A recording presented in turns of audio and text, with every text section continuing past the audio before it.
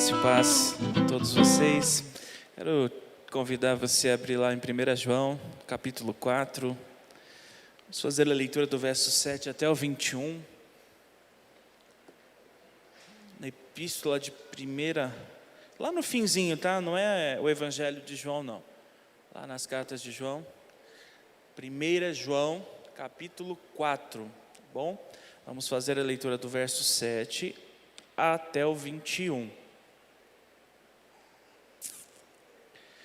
Se achar Apocalipse, volta um pouquinho que você vai cair nele. Amém? Tem alguns irmãos ainda procurando.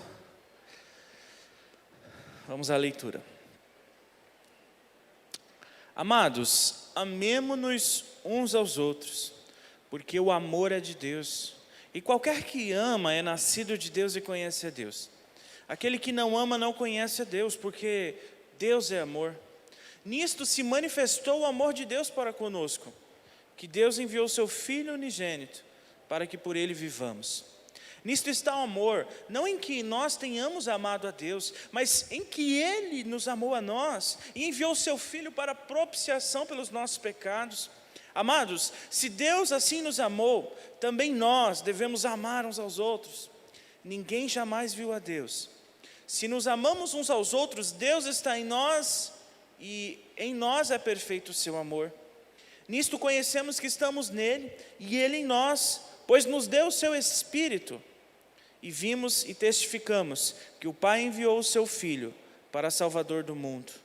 Qualquer que confessar que Jesus é o Filho de Deus, Deus está nele e ele em Deus.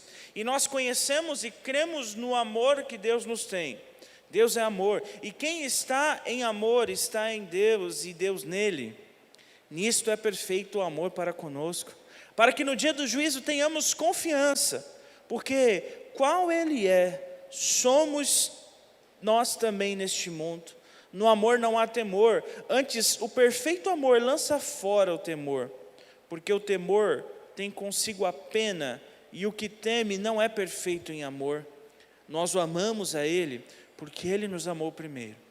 Se alguém diz, eu amo a Deus e odeia seu irmão, é mentiroso, pois quem não ama seu irmão ao qual viu, não pode amar a Deus a quem não viu. E dele temos este mandamento, que quem ama a Deus, ame também a seu irmão. Meus irmãos, não é à toa que o autor de Hebreus nos diz que a palavra do Senhor, ela é como uma espada de dois gumes. Corta para todos os lados. Quando a gente se depara com textos como os da Epístola de João, nós somos tomados por essa certeza. É lindo a gente poder mensurar e conhecer o amor de Deus por nós. É gostoso da gente ler palavras como essa. É gostoso cantarmos hinos como o que cantamos recentemente. Porém é duro admitir que por vezes falta amor entre nós. O fato é que temos dificuldade para amar. Não é todo mundo que a gente quer amar. Talvez não haja muita discussão nisso. É fácil nós reconhecermos a falta de amor no mundo e nas pessoas. Nós vemos o mundo clamando por amor, mesmo muitas vezes sem compreender muito bem isso. O amor tem se tornado ausente, e muitas vezes isso acontece no seio da igreja. A dura realidade é que muitas vezes nós enfrentamos a falta de amor entre nós. Muitas vezes muito daquilo que chamam de amor não passa de um teatro vazio, algo sem sentido. Muitas vezes não passa de puro fingimento. Por isso eu creio que este texto é daqueles que precisa ficar bem fixado, bem claro em nossa mente. Porque se temos problema neste aspecto, precisamos resolvê-los. Por isso, a gente precisa compreender bem isso aqui, a fim de que a gente solucione falhas existentes na nossa vida e dentro da nossa igreja. O texto diz que Deus é amor. Portanto, se Deus é amor e também o Criador de todas as coisas, logo, ele é a fonte exclusiva do amor verdadeiro. O amor provém de Deus. Deus é a essência do amor. Eu não sei se você sabe, não sei se você já mexeu com essência.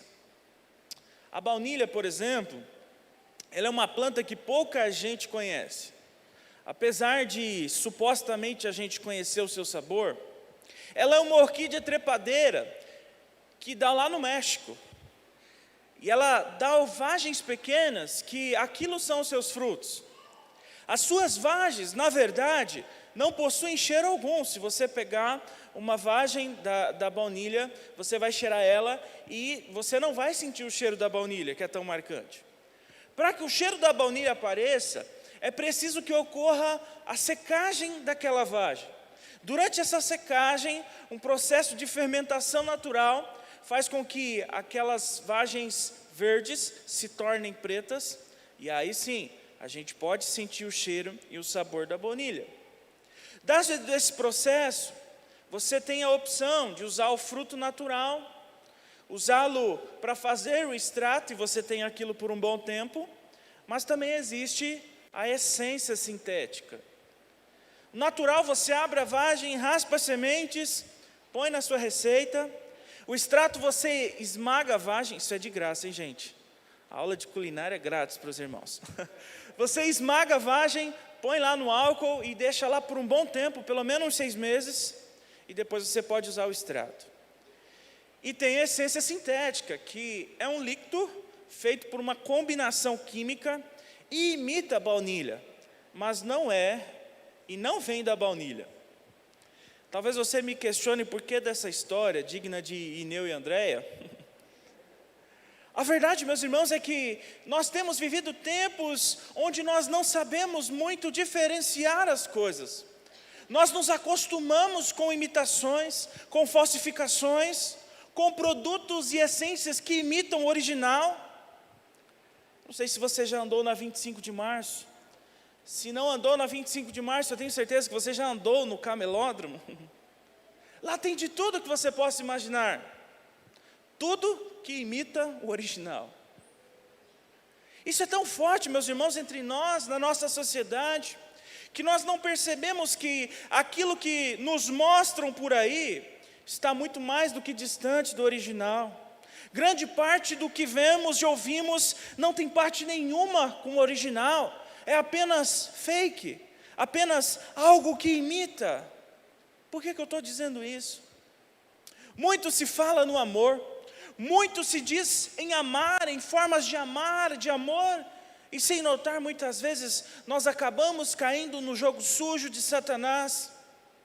E nós, como crentes em Cristo Jesus, precisamos saber que o amor não é um fruto da cultura humana.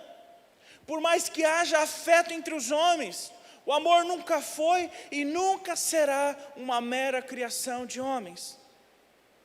Amor é uma criação divina, criação de um ser que é completamente amor.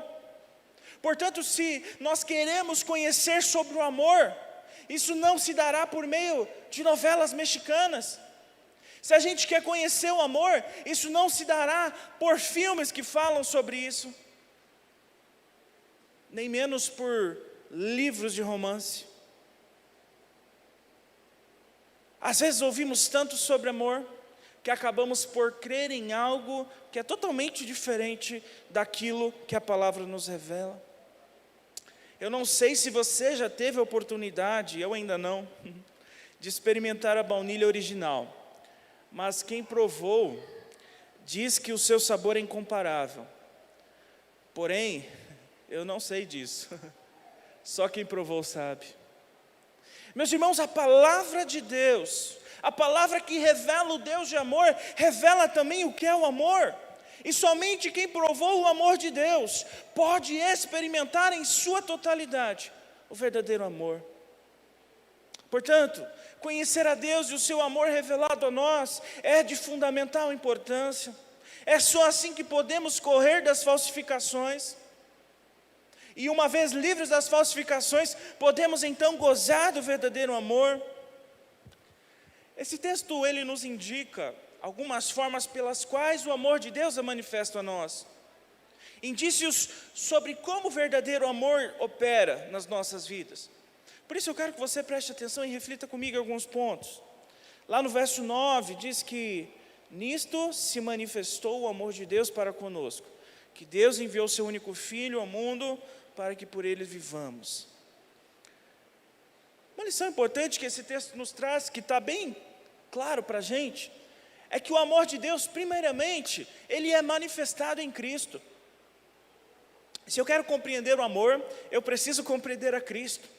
Porque a maior prova existente é o fato de Cristo ter morrido na cruz. Eu acho que eu já disse isso aqui, não me canso de dizer que eu facilmente substituiria um coraçãozinho por uma cruz, porque a cruz, ela simboliza efetivamente com muito mais clareza o que é o amor. A gente faz isso aqui para todo mundo, isso pode não significar nada. A gente conhece de cor e salteado, João 3,16, porque Deus amou.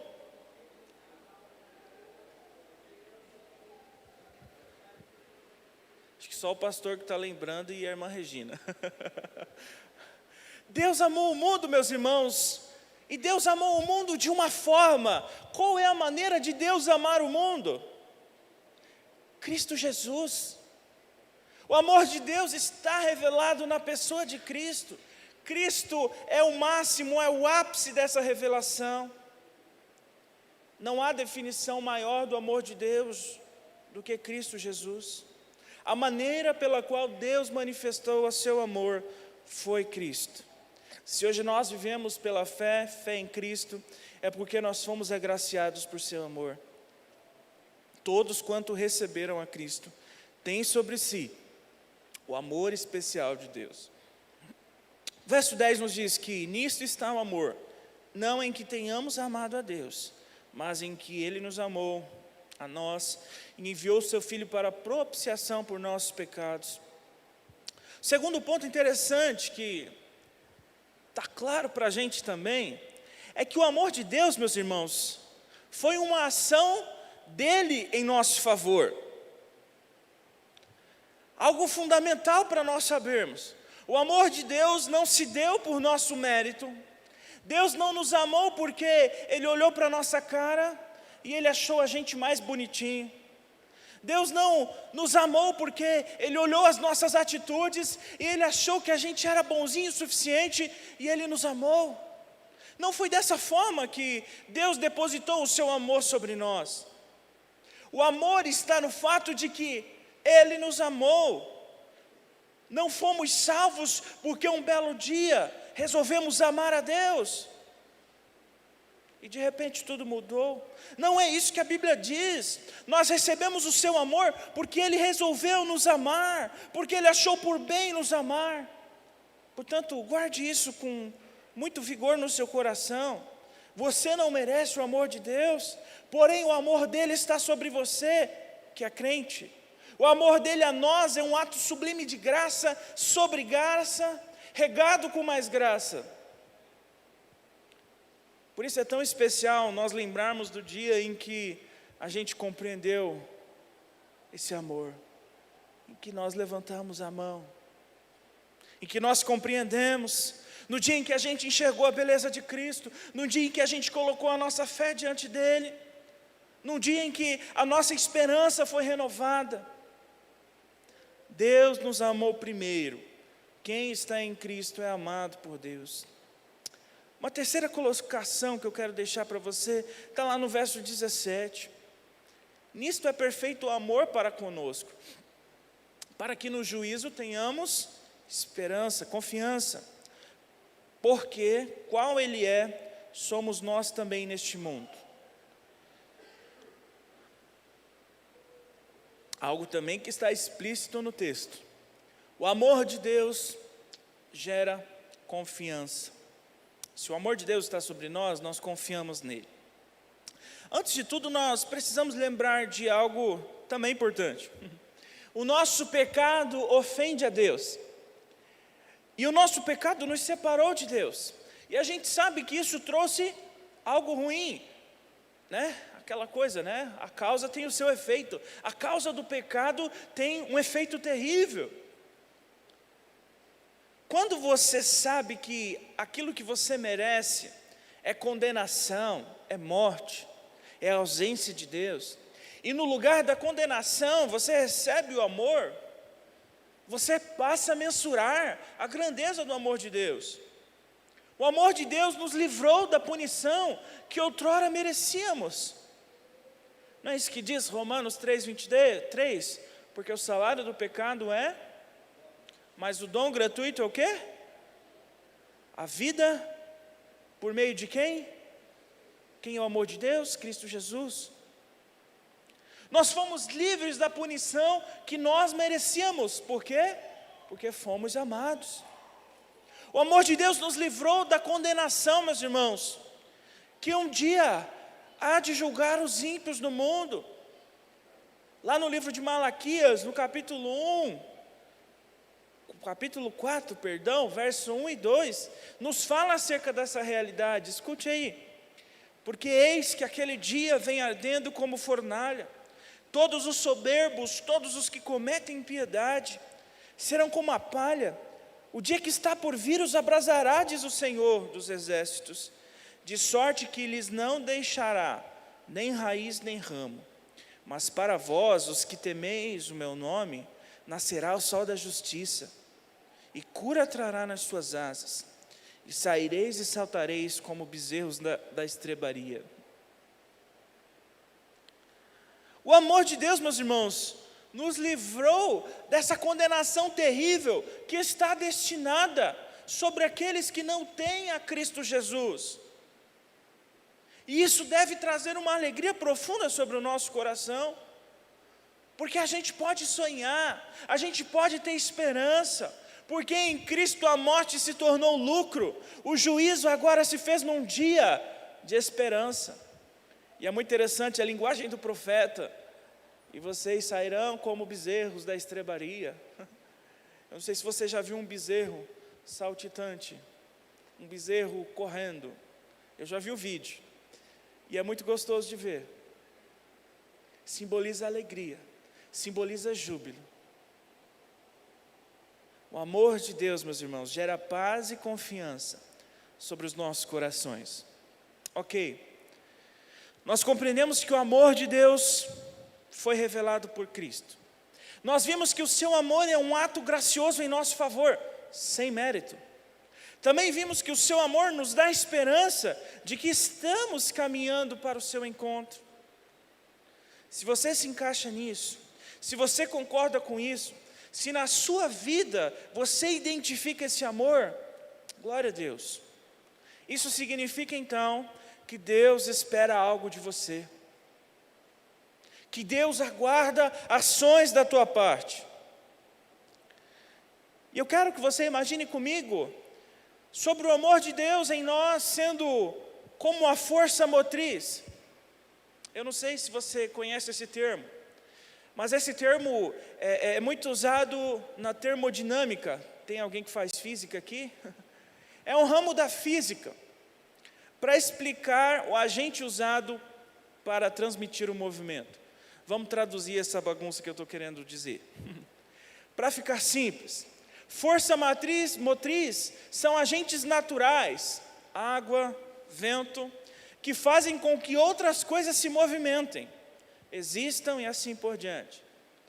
Assim como o vento que sopra no catavento e ele ao rodar bombeia água para fora do poço, assim como as águas que correm pelas turbinas de uma usina hidrelétrica, para que possam gerar energia que chega nas nossas casas.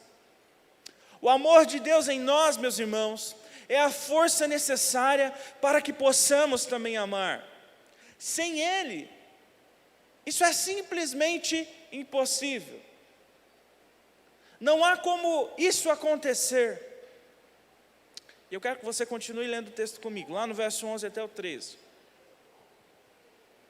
Amados, se Deus assim nos amou, também nós devemos amar uns aos outros. Ninguém jamais viu a Deus. Se nos amamos uns aos outros, Deus está em nós e em nós é perfeito o seu amor. Nisto conhecemos que estamos nele e ele em nós, pois que nos deu do seu Espírito. Quando o amor é visto em nós, as pessoas podem ver Deus através de nós. Quando a nossa vida é permeada, é norteada pelo amor, fica claro que Deus está em nós e nós estamos nele. Por mais difícil que seja, não temos o direito de abrir mão do dever de nos amar. Se Deus nos amou, temos o dever de amarmos uns aos outros.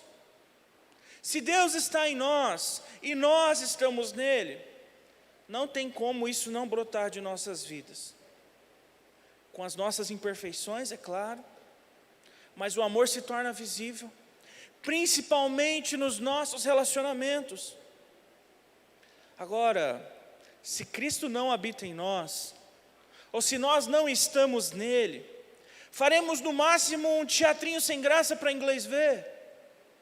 Só pode existir amor se houver o amor de Deus em nós. Não é isso que o próprio autor dessas cartas diz lá no Evangelho? João 15:5, eu sou a videira e vocês são? Se alguém permanecer em mim e eu nele, esse dá, pois sem mim,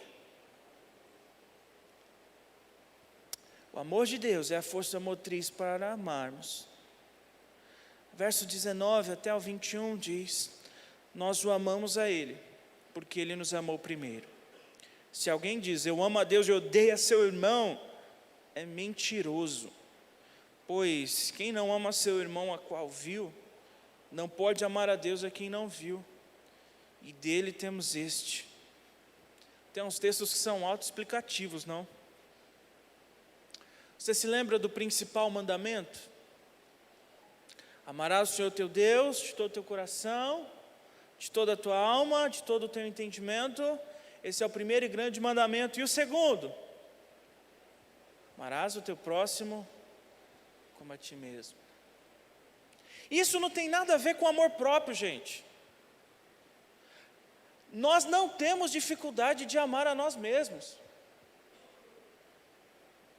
O dia que você tiver com dificuldade, provavelmente você estará doente, você estará indo para o caixão. A palavra diz que nós devemos amar o próximo como a nós mesmos, porque nós nos amamos demais. A gente sempre quer o que é melhor para nós.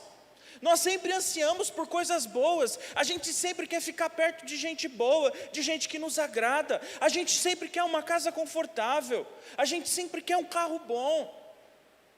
Nós não temos dificuldade de amor. Quando a Bíblia diz que nós devemos amar o próximo como a nós mesmos, não está dizendo que a gente tem que se amar primeiro para depois amar o próximo. Está dizendo que as mesmas coisas que nós desejamos para nós, precisam ser replicadas em quem está ao nosso lado. Pois bem, a verdade, meus irmãos, é que se Deus está em nós e se o amamos, amar o nosso próximo será uma consequência. Primeiro mandamento e o segundo mandamento. O primeiro mandamento gera o segundo mandamento. Não há como você ir para o segundo mandamento sem fazer o primeiro. E não há como você passar pelo primeiro sem gerar o segundo. São coisas linkadas, ligadas, que não se desassociam. Lembra que lá em cima a gente falou que existe falta de amor entre nós? E eu não estou dizendo na nossa igreja especificamente, mas na sociedade de modo geral. E se isso acontece na sociedade, provavelmente está entre nós. Eu diria que talvez falte amor por dois motivos. Primeiro, porque mesmo alcançados por seu amor, nós permanecemos distantes dele. Segundo, porque não existe este amor sobre muitos, logo, isso não vai acontecer.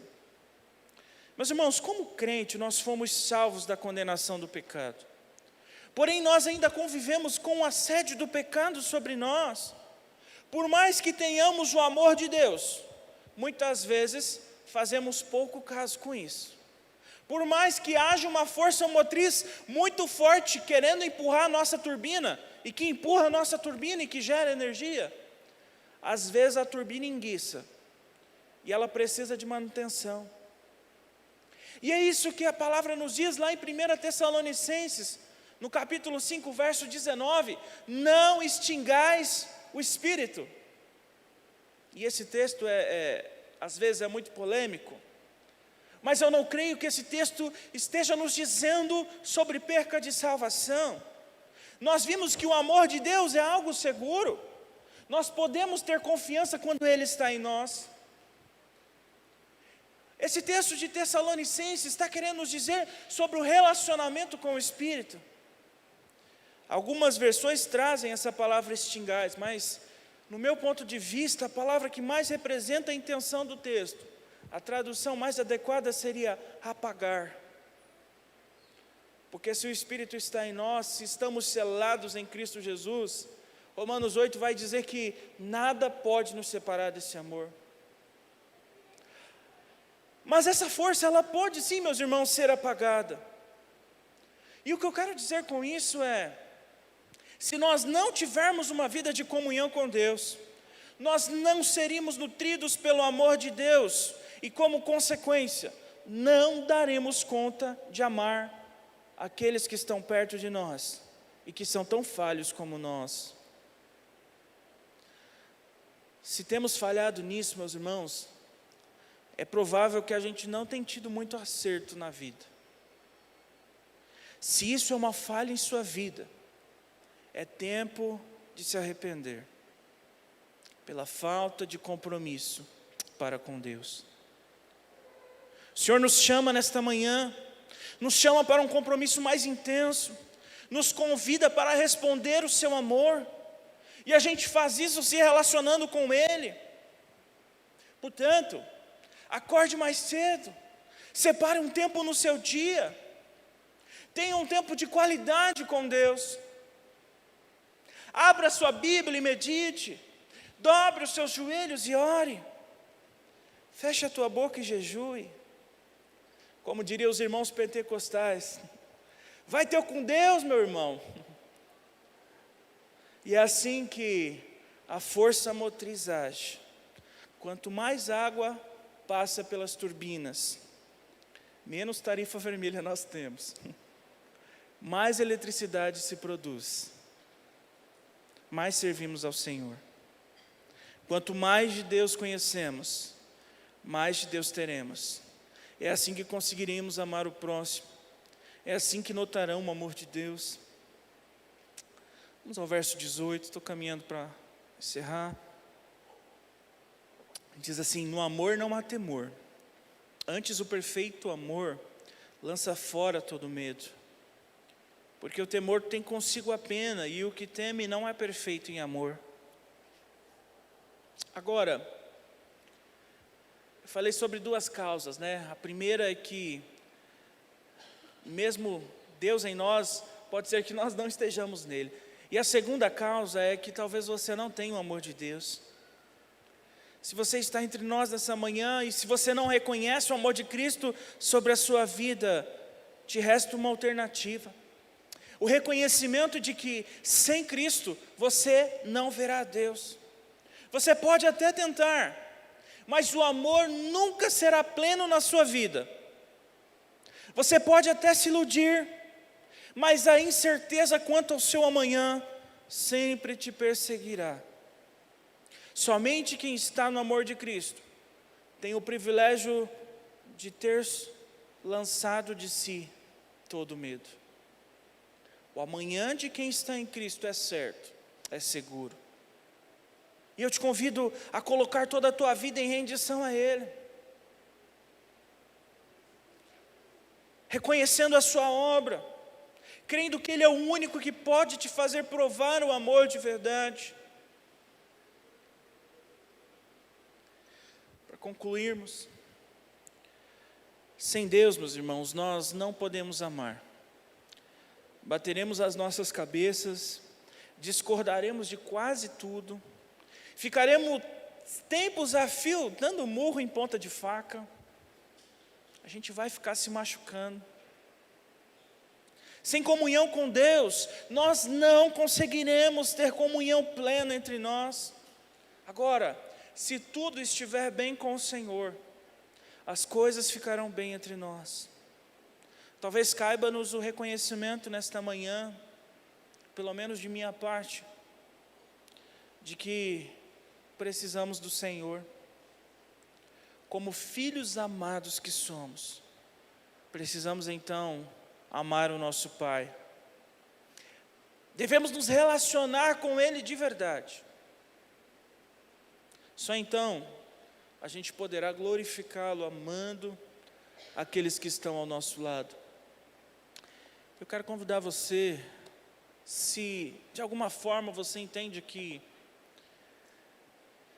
a sua turbina esteja bugando, dando defeito, como diz os irmãos da FAB, dando pane. Se de algum modo o amor de Deus em você, e você anda distante dele, você não tem respondido esse amor, se você compreende que você tem falhado nisso, quero que você ore nesse momento, clamando o perdão de Deus, reconhecendo essa tua falha, e clamando pelas misericórdias do Senhor, a fim de que o Espírito nos ajude, que dê essa manutenção devida no rotor do nosso motor, a fim de que o Espírito flua em nossas vidas, e que vejam o seu amor sobre nós.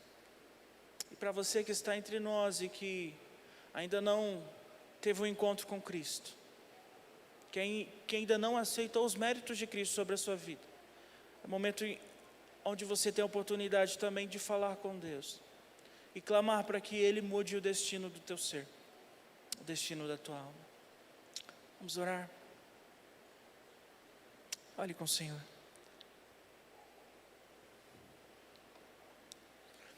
Deus, nessa manhã nós queremos, ó Pai, agradecer primeiramente pela Tua palavra, porque, ó Deus, se tem algo certo é que ela fala profundamente, Pai. Mesmo a gente não compreendendo muito bem, mesmo que a nossa pregação não saia, ó Deus, completamente fiel, nós temos a convicção, Pai, de que a Tua palavra nos mostra a Tua vontade. Então, nesta manhã, Pai, se há entre nós, entre os Seus filhos, ó Deus, servos que reconhecem, Pai amado, as suas falhas, ó Deus, as suas dificuldades, ó Pai. Pai, se assim como eu, há outros irmãos nesta manhã, ó Pai amado, que estão clamando, ó Pai, por um concerto contigo, estão clamando para que o Senhor flua com mais intensidade, que o Senhor nos ajude em nossas dificuldades, Pai. Eu clamo, Pai, que o Teu Espírito faça uma obra poderosa sobre o nosso coração, que nós sintamos, ó Pai, com muito vigor, Pai, o Teu toque nos inclinando, Pai, a fazer aquilo que a Tua palavra nos pede. Ensina-nos a Te amar, Senhor, e que ao Te amar, Senhor, nós possamos aprender a nos amar.